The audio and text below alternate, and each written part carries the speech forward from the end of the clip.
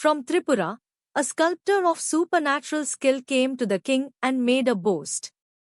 He said, "I will carve 1 crore deep in the northern forests of Tripura, where the Jampui hills rise toward the Bangladesh border and the roads become red mud after the first monsoon rain. There is a place called Unakoti." In Bengali and Kokborok, the name means 1 less than a crore, 99 lakh, 9,999,000. The name refers to the gods. The hill, the legend says, was supposed to hold a full crore of carved deities. It fell one short. What remains today are hundreds of massive stone and rock-cut sculptures, Shiva heads 30 feet tall, Ganesha figures, Durga images, panels of dancing apsaras, scattered across a forested hillside, covered in moss, cracked by roots, staring out of the greenery with expressions that archaeologists call early medieval but that local people call simply old, older than memory. Unakoti is one of the great archaeological mysteries of northeast India. The Tripuri people have a folktale that explains it better than any academic paper. Long ago, the story begins, there lived a sculptor of supernatural skill. Some versions call him Kallu Kumhar, Kallu the potter. Other versions say he was a Gandharv, a celestial musician who had taken up chisel and hammer. Still other versions identify him as Shiva himself, traveling in disguise. Whoever he was, he came to the king of Tripura, in some tellings, the mythic king Tripurantaka, in others a Manikya ancestor, and he made a boast. He said, "I will carve 1 crore images of the gods on this hill before the sun rises tomorrow." 1 crore. 10 million statues. The king laughed. He said, "If you succeed, I will dedicate this hill to the gods forever. If you fail, you will carve only 1 image, your own, and it will stand alone on the hill as a warning against pride." The sculptor accepted. He began at sunset. The chips of stone flew like sparks. The forest echoed with hammering. Through the night, the sculptor worked. Gods emerged from the rock at a speed no human hand could match. A Ganesha here. A Nandi bull there. A panel of Shiva dancing. A row of smaller deities along a stream bed. The king's spies, watching from the forest edge, counted thousands, then tens of thousands, then lost count entirely. The sculptor did not pause to eat. He did not pause to drink. The only interruption came from a rooster. In the darkest hour before dawn, the hour the French call the wolf's hour and the Bengalis call Brahma Muhurta, a rooster crowed prematurely. The sculptor, hearing it, believed the night was over. He stopped. He counted what he had made. 9,999,099. 1 god short of a crore. He had failed by a single image. The sun, when it actually rose an hour later, found him sitting before the rock, furious at the rooster, furious at himself. In the Tripura folktale, the sculptor's rage was volcanic. He cursed the rooster, "You will never crow at the proper hour again." Then he turned his chisel on himself. He carved his own enormous head into the central cliff face, the image now known as Unkotishwara, the largest Shiva head at the site, 30 feet from crown to chin, with a headdress that cascades down the rock like frozen water. He carved himself into the hill as the one god who remained when the crore was not completed. He may have vanished after that. He may have become the stone. The local priests leave it ambiguous.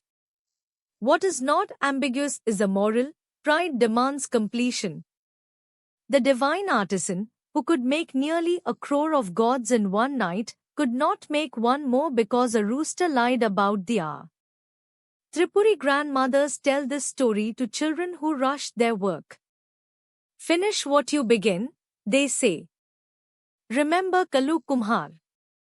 Remember the rooster. The king, when he climbed the hill at full daylight, saw what the night had made. He saw the vast Shiva head. He saw the galleries of smaller gods. He saw the unfinished panels where the chisel had stopped mid-stroke.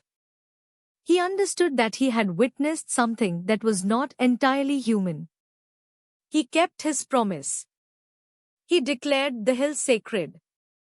He forbade mining and logging on the slopes.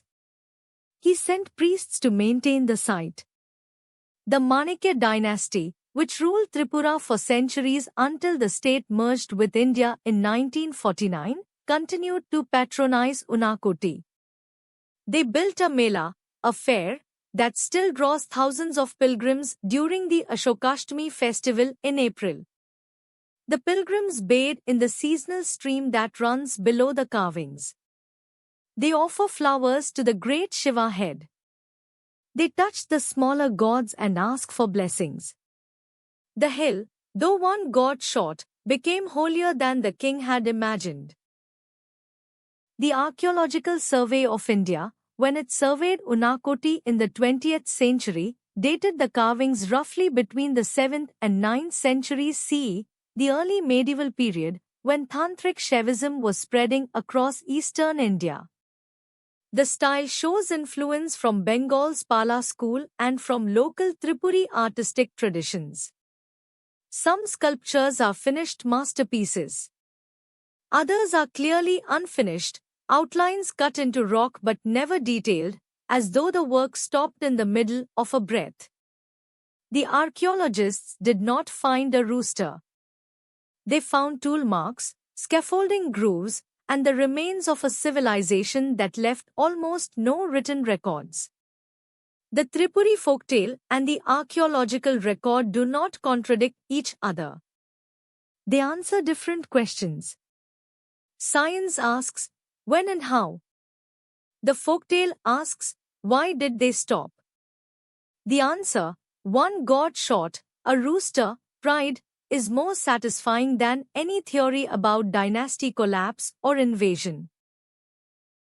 Every year during Ashokashtami, the forest road to Unakoti fills with pilgrims from Tripura, Bangladesh, and Assam. They climb through sal trees and bamboo. They pass the smaller carvings first, easy to miss if you do not know where to look, faces in the rock that seem to grow out of moss. Then the path opens and the great Shiva head appears above them, impossibly large, the eyes calm, the headdress dripping stone. Priests chant. Drums sound. Offerings of incense and marigold pile at the base. The mela vendors sell tea and sweets. Children run between the carved panels playing hide and seek among gods their ancestors have played among for centuries. The Tripuri people, the Riang, the Jamatia, all the communities of Tripura, claim Unakoti as shared heritage. It is one of the few places in the state where the Hindu carvings, the tribal folklore, and the royal chronicles all point to the same hill and tell compatible stories. Unakoti is now a protected archaeological site and a candidate for UNESCO World Heritage status. The Tripura government has built a road, a guest house, and a small museum at the base. Tourists come. Scholars come. But the folktale still runs underneath everything like the seasonal stream that feeds the hill. One less than a crore. The name itself is the story. Tripura has other sacred places, the Tripura Sundari temple at Udaipur, the Bhuvneshwari temple above Agartala, but Unakoti is the place that belongs to legend rather than to dynasty. It is the hill where a divine sculptor tried to fill a forest with gods in a single night and failed by one because a rooster crowed too early. The unfinished panels are still there. The great head still watches. The pilgrims still climb. Tripura has not finished counting its gods. It knows exactly how many are missing. Tomorrow's story comes from another corner of India. Subscribe to walk with us through the folklore of every region in your language.